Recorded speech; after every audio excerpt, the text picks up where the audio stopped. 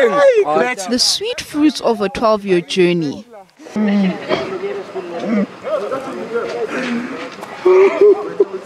This aspirant lawyer could not hold back his tears. You just saw your name on the papers. Matric is over.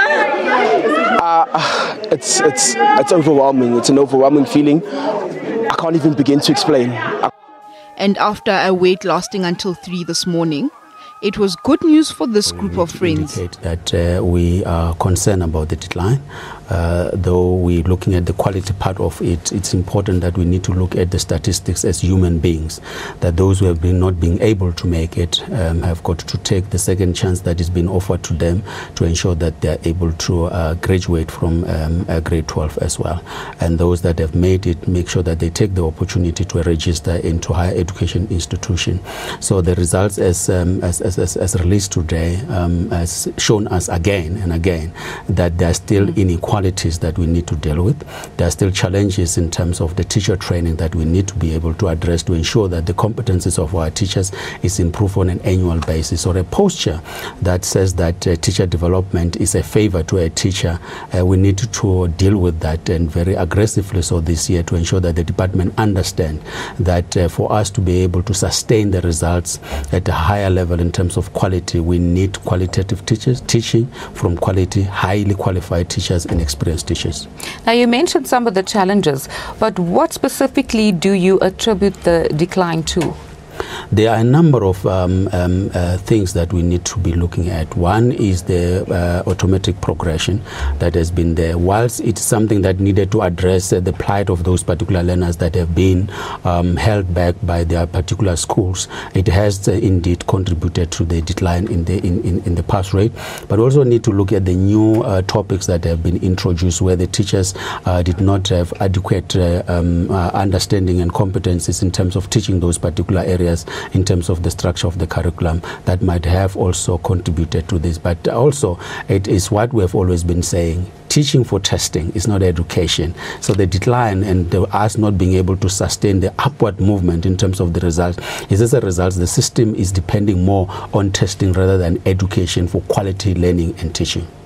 Just moving slightly away from the matric results, you, in an earlier interview with us, you made the distinction between ANA and CAPS, and saying, but although there's a distinction, there is a link in terms of rote learning, in terms of what is required from teachers, etc., etc. Is Sadtu still vehemently opposed to the implementation of ANA in 2015?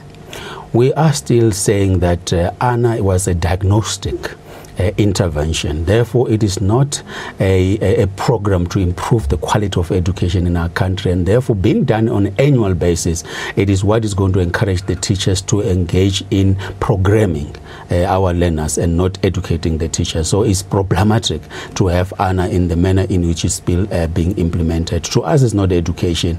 You can't test cognitive skills through ANA, because it needs a high level of engagement, interrogation of the curriculum, challenging the learners, and so for those particular ethical issues cannot be tested, and therefore these ANA and many other testing that are there are not educational in nature, but basically is what we are obsessed with numbers. We are obsessed with how many learners are obtaining 50% and so forth. What is that 50%? We need to be interrogating the proficiency level of what we mean by a pass rate.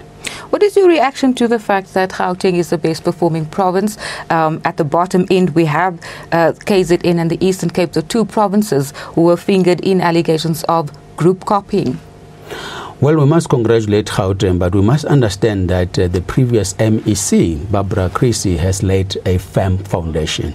She has done very well. We need to commend her, because what she did was to engage in literacy and mathematics at the level of grade 1 and the primary schools. That is how you build a sustainable system of improvement of the quality of education, rather than to be embarking on what you call camp schools for grade 12. Learners are leaving the system. The teachers are going to remain. You are not training the teachers. You are not empowering the teachers.